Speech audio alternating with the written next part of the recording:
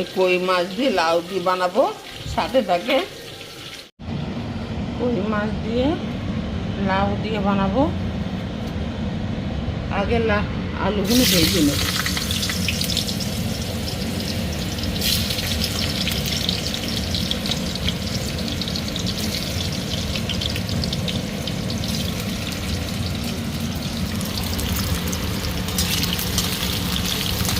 আলুগুলো আগে ভেজে নেওয়ার পরই লাউ দিয়ে তরকারি বানাতে হবে, নাহলে লাউ তো গলি যাবে, আলু গলবে না।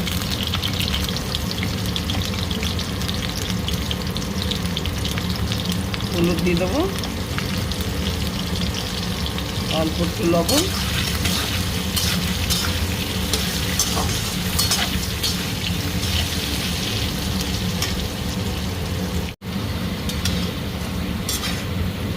আলুগুলো ভালো মতো ভাজা হয়ে গেছে, আমি তুলে নেবো।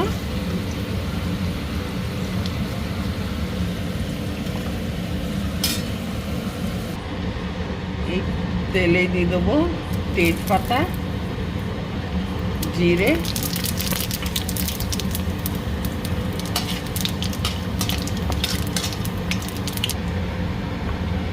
এর মধ্যে দিয়ে দেবো লাউ।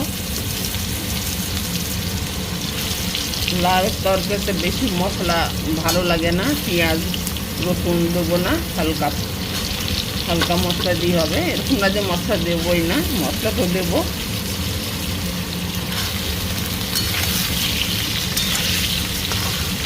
পয়লা মশলা তো পড়ে গেল, জিরে আর তেজপাতা।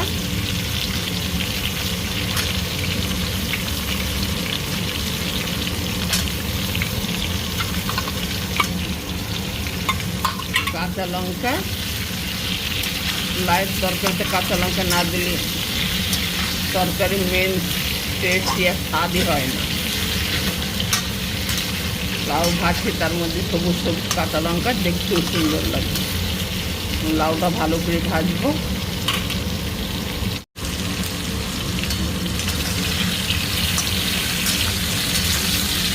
লাউটাও অনেক সুন্দর ভাজা হয়ে গেছে। এতে দিয়ে দেবো হলুদ, লবণে দিয়ে দিই,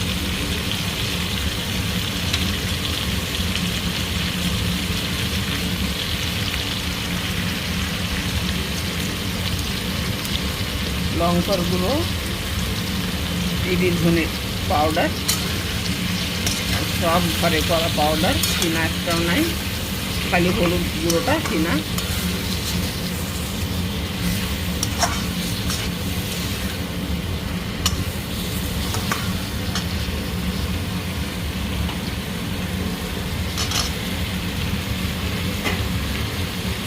আলু এত সুন্দর ভাজা হয়েছে, একদম গলিয়ে গিয়েছে আলু।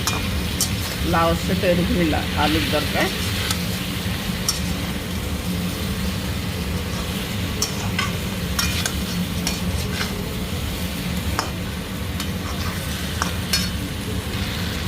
সব মশলা দিয়ে ভালো করে ভাজা হয়ে গেছে। দেখুন, মনে হচ্ছে না লাউ আলু। দিয়ে দেবো জল।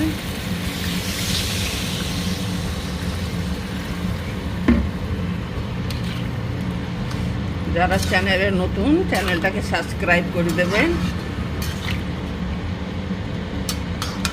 কমেন্টে বলবেন লাউ দিয়ে কই মাছ রান্নাটা কেমন হলো।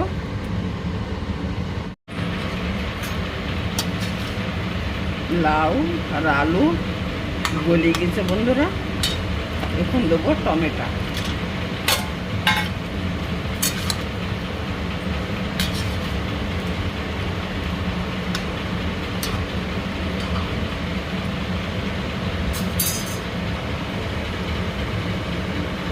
দিয়ে দেবো কই মাছ। মাছগুলো একদম বড় বড় জ্যান্ত মাছ ছিল।